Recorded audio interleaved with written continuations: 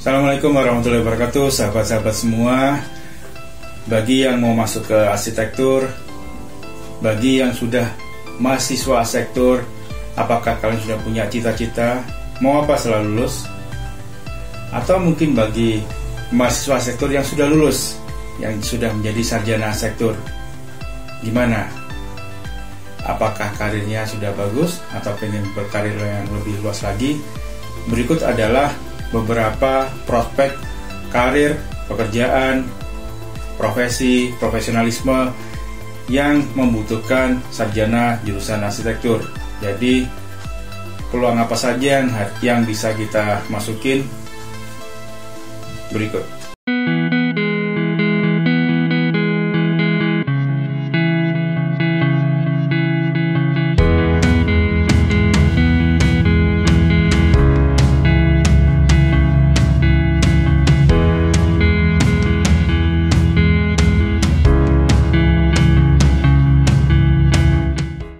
Pertama, bagi sarjana arsitektur tentunya pengennya menjadi arsitek profesional. Jadi ini adalah peluang pertama untuk menjadi arsitek profesional. Karena untuk menjadi arsitek profesional ya harus lewat jurusan arsitektur. Kemudian bagi teman-teman yang mau menjadi arsitek profesional setelah lulus dari sarjana arsitektur bisa menempuh PPA atau pendidikan profesi arsitektur untuk menjadi profesi arsitek. Ikuti video selanjutnya bagaimana untuk menjadi arsitek yang profesional. Kesempatan kedua, bagi yang fresh graduate atau sarjana arsitektur yang baru lulus bisa menjadi junior arsitek atau arsitek muda di beberapa biro konsultan atau di biro arsitektur. Kemudian bagi yang masih mahasiswa, ini juga ada kesempatan untuk menjadi drafter atau yang bagian menggambar. Tentunya dibutuhkan skill yang cukup memadai. Jadi bagi mahasiswa banyak belajar skill terutama berkaitan dengan teknologi. Karena di era sekarang revolusi industri keempat ini banyak berhubungan dengan IT, jadi diperlukan penguasaan teknologi untuk menjadi drafter. Peluang lain setelah lulus menjadi sarjana arsitektur adalah dengan mendirikan biro konsultan sendiri atau biro arsitek sendiri atau juga biro arsitek mandiri atau biasanya kadang arsitek menyebutnya arsitek freelance. Ini bekerja mandiri untuk membuka jasa arsitektur. Atau kemudian jika sudah semakin baik secara keilmuan bisa juga mendirikan konsultan. Konsultan ini bermacam-macam. Pertama bisa mendirikan konsultan perencana. Konsultan perencana adalah perusahaan, baik itu CV atau PT. Kemudian ada juga konsultan pengawas. Jadi selain menjadi perencana, sarjana arsitektur juga bisa masuk ke konsultan pengawas atau mendirikan konsultan pengawas. Tugas fungsi utama dari konsultan pengawas ini adalah mengawasi proses pembangunan dari gedung atau bangunan yang dikerjakan oleh kontraktor agar sesuai dengan hasil desain yang sudah dilakukan oleh konsultan perencana. Ini menjadi bagian dari tugas konsultan. Kemudian ada juga prospek lain adalah menjadi surveyor bangunan. Surveyor bangunan ini cukup banyak dibutuhkan untuk melihat kondisi dari suatu bangunan, terutama bangunan-bangunan khusus yang akan dialihfungsikan atau digunakan untuk yang lain, atau bangunan ini difungsikan untuk menjadi fungsi yang lebih baik. Jadi diperlukan surveyor. Salah satu contoh tugas surveyor adalah untuk melihat kondisi bangunan, semisal bangunan yang akan ditetapkan sebagai cagar budaya, bagaimana kondisinya, bagaimana keadaannya, kualitasnya, apakah bisa dipertahankan atau tidak, kemudian jika dimanfaatkan apakah bisa dipakai, bagaimana sejauh mana bangunan ini difungsikan lagi. Ini adalah salah satu tugas dari surveyor bangunan. Kemudian juga ada prospek lain adalah menjadi QS atau quantity surveyor. Tugas dari quantity surveyor adalah melihat, memastikan, menganalisis dari bahan bangunan, material yang akan digunakan di dalam proyek. Kemudian arsitek itu akan merancang hasil rancangannya ini akan dicek, dan yang tugas pengecek adalah quantity surveyor, apakah sudah sesuai dengan kualitas yang ada di perjanjian atau belum. Ini selain tugas dari konsultan pengawas, US juga akan membantu dalam pelaksanaan tugasnya. Di dalam proses perencanaan juga quantity surveyor ini membantu konsultan perencana dalam memberikan saran kepada konsultan perencana tentang material apa saja yang baik untuk digunakan, kelebihan dan kelemahannya. Ada prospek lain yaitu inspektur bangunan bersejarah. Inspektur bangunan bersejarah ini diperlukan terutama untuk arsitek agar bangunan-bangunan bersejarah yang termasuk bangunan cagar budaya dapat dilestarikan. Kemudian prospek berikutnya adalah menjadi kontraktor yang merencanakan arsitek, konsultan perencana, pengawasnya konsultan pengawas. Kesempatan lain, prospek lain adalah bisa masuk ke ranah kontraktor, baik itu menjadi kontraktor atau bekerja di sektor konstruksi, baik itu bekerja di kontraktor maupun di bagian lain yang berkaitan dengan kontraktor. Di dalam sektor konstruksi juga banyak alumni dari sarjana sektor. Posisinya beragam, antara lain misalnya dari pelaksana proyek, kemudian site manager, project manager, direktur teknik, direktur umum dan sebagainya yang berada di proyek konstruksi. Banyak juga yang dijabat oleh lulusan-lulusan dari arsitektur.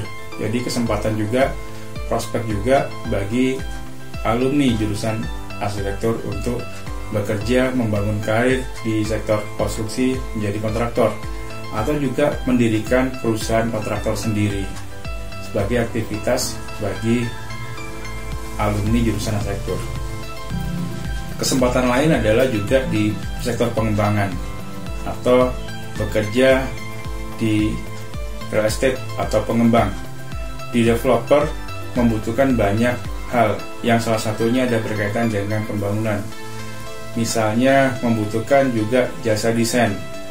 Bagi developer bisa juga desain itu menggunakan arsitek atau konsultan di luar dari perusahaannya. Juga bisa developer itu mempunyai bidang divisi yang di dalamnya adalah bertugas untuk mendesain. Karena bertugas untuk mendesain, maka diperlukan arsitek, drafter yang bekerja di developer. Jadi alumni sarjana sektor juga bisa berkarir di developer. Selain untuk mendesain, banyak hal juga yang berkaitan dengan bangunan di sektor properti. Semisal menjadi marketing, semisal lagi menjadi direktur pemasaran, direktur teknis, direktur umum, dan berbagai posisi yang lain. Beberapa developer menggunakan lulusan arsitektur untuk bekerja di marketing developer, karena untuk menjelaskan ke customer dengan background marketing yang jurusan arsitektur tentunya lebih mudah untuk mentransfer pengetahuan untuk menjelaskan produk dari developer itu ke masyarakat, karena arsitek memahami bagaimana bangunan dibuat, apa tujuannya, kelebihan dan kelemahan dari produk developer tersebut. Selain itu juga di developer sebagai perusahaan yang cukup besar, banyak juga peluang bagi alumni sektor untuk berkembang karirnya di perusahaan tersebut. Semisal menjadi bagian dari manajemen pengembangan, atau bagian dari manajemen konstruksi, atau bagian dari maintenance dari kawasan tersebut, atau pengembangan bisnis developer, karena dibutuhkan juga pengetahuan antara ilmu arsitektur dengan ilmu bisnis.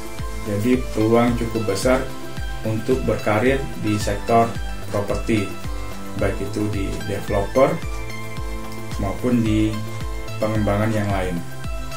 Berikutnya juga selain drafter, dengan perkembangan teknologi, sarjana arsitektur juga bisa berpeluang menjadi koordinator atau manajer untuk BIM. Peluang lain adalah untuk masuk ke ranah manajemen konstruksi atau MK. MK ini adalah manajemen konstruksi, jadi mengelola proyek konstruksi dari awal hingga akhir. Sarjana arsitektur bisa untuk meniti karir di sektor MK atau juga bisa masuk ke konsultan manajemen konstruksi, atau menjadi bagian dari manajemen konstruksi dengan berbagai hal yang berkaitan dengan manajemen konstruksi. Untuk hal-hal ini bisa nanti dilihat di YouTube kami yang berkaitan dengan manajemen konstruksi atau manajemen proyek. Peluang lain yang berkaitan dengan sarjana sektor adalah menjadi guru.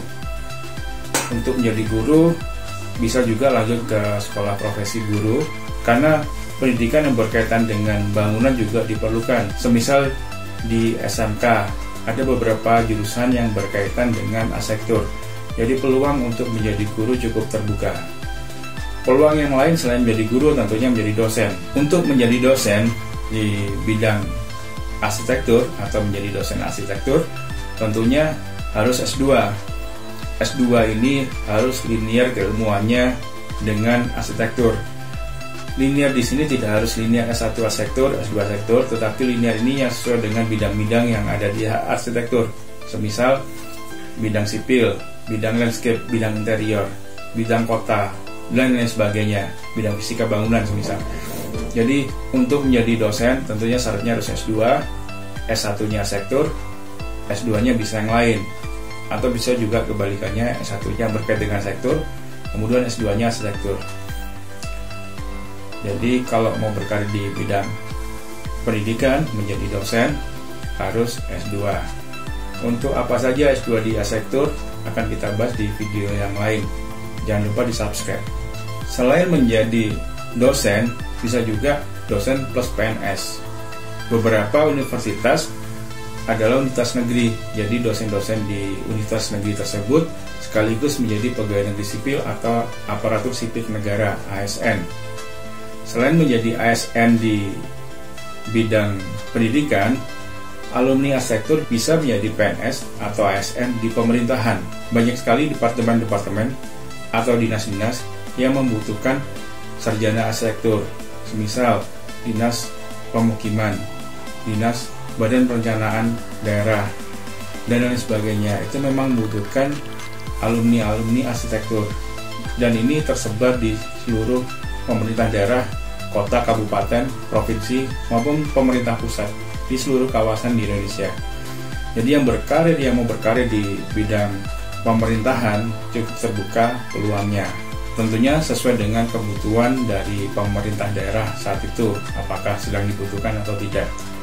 Selain menjadi PNS, ASN, alumni arsitektur juga bisa berkarir di bidang yang mendekati juga menjadi aparatur pemerintah yang lain. Semisal bisa melewati jalur perwira karir. Suatu saat jika dibutuhkan, ada beberapa bagian dari TNI atau Polri yang membutuhkan jasa arsitektur. Bisa jadi dibuka peluang untuk menjadi perwira karir di TNI atau Polri.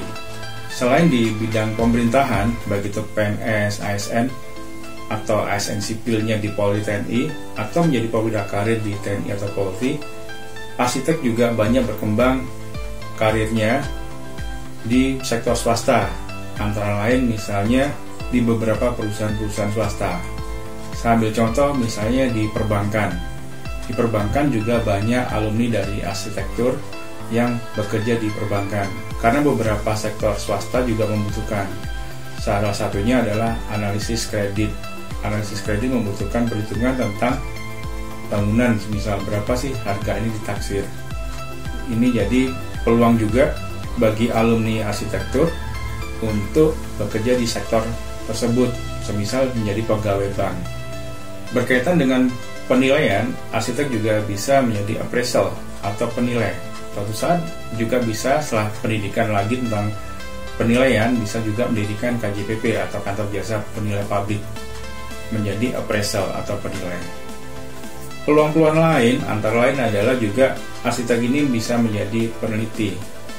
Peneliti ini bisa di lembaga pemerintah seperti LIPI, peneliti di universitas, salah satu bagiannya adalah menjadi dosen, atau juga peneliti di sektor swasta, atau juga beberapa perusahaan yang membutuhkan R&D atau Research and Development bagi produk-produknya. Jadi memang membutuhkan sarjana sektor untuk bekerja di perusahaannya untuk mendukung aktivitas bisnisnya dalam hal Research and Development. Hal lain yang juga menjadi peluang bagi sarjana sektor adalah berkaitan dengan bagian dari keilmuan arsitektur itu sendiri. Semisal menjadi desainer interior. Desainer interior ini juga menjadi kelebihan dari arsitektur. Arsitektur bisa mendesain interior. Jadi selain menjadi arsitek juga bisa menjadi desainer interior, termasuk bisa desainer sekaligus kontraktor interior. Ini peluang bagi sarjana arsitektur. Kemudian pengembangan yang lain yang berkaitan dengan keilmuan arsitektur, semisalnya di sektor manufaktur. Bisa juga arsitektur itu melakukan riset. Selain tadi menjadi R&D, riset yang lain adalah berkaitan dengan produk-produk arsitektur sendiri, semisal membuat rumah murah. Juga membuat produk-produk yang lain yang berkaitan dengan desain yang untuk diimplementasikan ke dalam arsitektur. Semisal membuat desain untuk pintu, jendela, membuat desain untuk motif keramik lantai, membuat desain untuk bentuk atap, dan lain sebagainya yang merupakan dari suatu perusahaan atau suatu institusi atau suatu bisnis yang dipakai di dalam bisnis properti. Kemudian yang berkaitan juga dengan keilmuan arsitektur adalah menjadi perencana kota. Perencanaan kota ini bagi yang suka bisa juga misalnya mengambil S1-nya arsitektur, kemudian S2-nya tentang PWK, jadi lebih ke arah perencanaan dan perancangan kota. Ini juga bisa menjadi prospek bagi alumni sarjana arsitektur. Arsitektur adalah bagian dari industri kreatif. Jadi sarjana arsitektur bisa mengembangkan ilmunya untuk masuk ke ranah industri kreatif. Karena industri kreatif berarti harus kreatif, membuat peluang-peluang baru yang lebih kreatif di era revolusi industri keempat. Banyak juga alumni arsitektur yang mengembangkan keilmuannya dengan menjadi penulis. Banyak buku-buku yang berkaitan dengan arsitektur, interior, yang didesain, dibuat buku tersebut oleh arsitek. Ini juga menjadi peluang bagi yang pengen menjadi penulis buku, baik itu menulis di buku, di majalah, atau di yang lain, media yang lain, dan juga karya ilmiah. Yang berkaitan lagi dengan keilmuan arsitektur adalah misalnya landscape, tanam menanam. Yang suka landscape, sekarang di era pandemi ini banyak suka tanam menanam, kemudian nanti pengen melanjutkan hobinya, keingintahuannya bisa melanjutkan ke ranah S2-nya landscape, menjadi arsitek landscape. Ini juga menarik, menjadi peluang yang cukup bagus. Selain itu juga misalnya ke arah akustik, menjadi bagian dari desainer akustik. Kemudian lighting atau pencahayaan. Bisa juga menjadi ahli struktur. Bagi yang suka dengan struktur, sarjana arsitektur bisa juga menjadi ahli struktur. Tentu akan belajar lebih banyak lagi tentang struktur. Karena sekarang industri kreatif itu cukup kuat, maka arsitek juga harus lebih kreatif. Banyak hal-hal baru yang bisa dilakukan. Semisal menjadi YouTuber. Banyak sekali YouTuber yang backgroundnya arsitektur, mengangkat kehidupan arsitektur. Termasuk hal ini juga YouTuber ya. Ini juga potensi bagi yang sarjana arsitektur yang mau jadi YouTuber. Kemudian juga berkaitan dengan misalnya politik. Banyak sekali kepala daerah yang background pendidikannya adalah arsitek dan arsitek profesional. Kalau kita lihat di Indonesia ada beberapa wali kota dan gubernur yang background pendidikannya adalah arsitek. Kemudian ada juga beberapa anggota dewan, baik itu di daerah, yang alumni dari jurusan arsitektur. Dan bahasan terakhir saya adalah untuk menjadi pengusaha.